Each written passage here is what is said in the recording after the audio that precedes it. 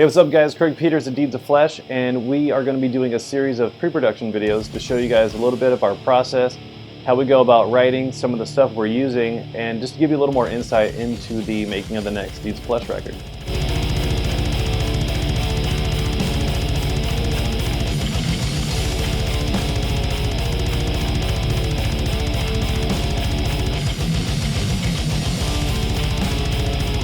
Alright, so we're here in my home studio. This is pretty much where I do a lot of my writing and composing and also recording. And pretty much when we first started doing the pre-production for this album, me and Eric would get together on Skype and we would just kind of talk about different ideas. I would sit and I would write a bunch of stuff on Guitar Pro, and then from there we'd send stuff back and forth.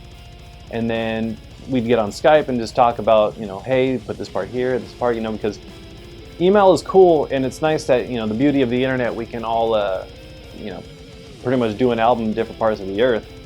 But it's nice to sit and talk about ideas and get that stuff squared out. Alright, so for all the rhythm guitars, I used my Halo Reaper 7-string. For the pickups, it's got DiMarzio, John Petrucci Crunch Lab, and Liquifiers.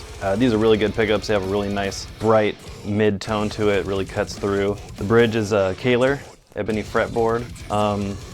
Yeah, this guitar, I mean, I probably would have used my Kiesel if I had it at the time, but I already had all the guitars tracked, so I'll probably, for I know some of you guys that have been seeing me with the Kiesel, I'll probably be using that on the next one. Now, if you've been following me for a while, you've probably seen this guitar either live or on some other studio videos I've done. I've pretty much used this guitar on every album I've ever done. I've used this on all Archaic records that I was on, and I actually used this to track the solos on Portals to Canaan, and I'm also using this to track all the solos on the new Deeds album as well. I don't know, it's just, I played this guitar for so long, I'm just so comfortable with it, and I don't know, really love it. And somehow it always finds its way on everything I've done, even all the Destroying the Void stuff was on this guitar. And I'm using this for all the solos. I did some solos with the Halo, but most of the solos are gonna be with this guitar. This is an LTD F100. And yeah, it's just a cool guitar, and people might be surprised on how cheap this guitar actually is. But you know, changed the pickups out. I got DiMarzio Evolutions, and for the neck pickup, I never changed it out. I probably should have, but I just kind of left it in there. And yeah, that's pretty much it for guitars.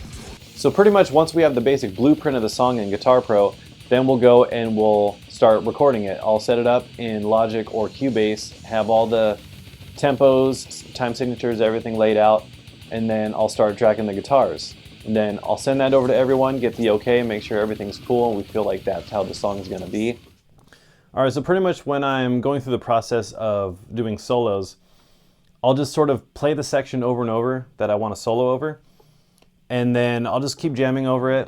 There'll be tons of mess ups until I finally find some things that I'm like, oh, that sounds cool, and then I'll keep that, and then I'll just keep building it and building it and building it until I have a whole section.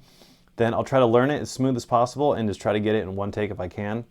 You know, and then building on harmonies and stuff like that. So let's go ahead and try to do some solos.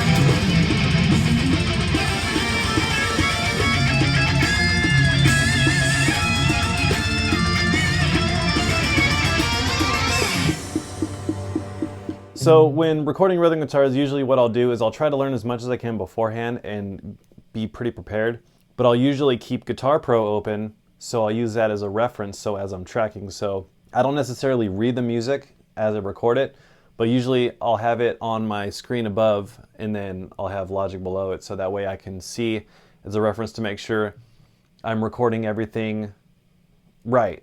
There's no wrong notes. You know, I'm not forgetting any parts, and especially guitar harmony and stuff like that. So, yeah. So here's a little bit of the rhythm material.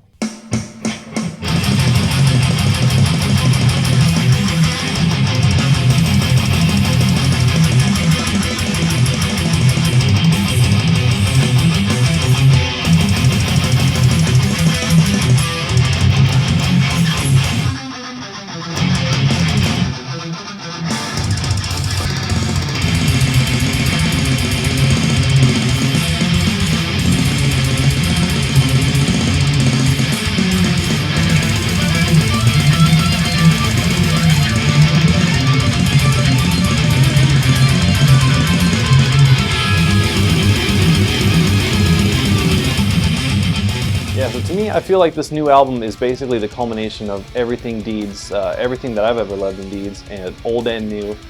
And it's sort of increasing the technicality, increasing the heaviness, and also bringing in a lot of new musical ideas too that I think is pretty cool, that I think a lot of fans can appreciate. Yeah, so we've been working really hard on this album. It's some of the most difficult things I've ever had to record. It's some of the most fun. Musical, and I think this album is going to kick everyone's ass when they hear it, especially you know, with the addition of Darren. That guy is a beast on the drums, and the stuff he's writing is definitely pushing the album to the next level, and I think everyone's doing their part to push this album to the next level, and I cannot wait for you guys to hear it.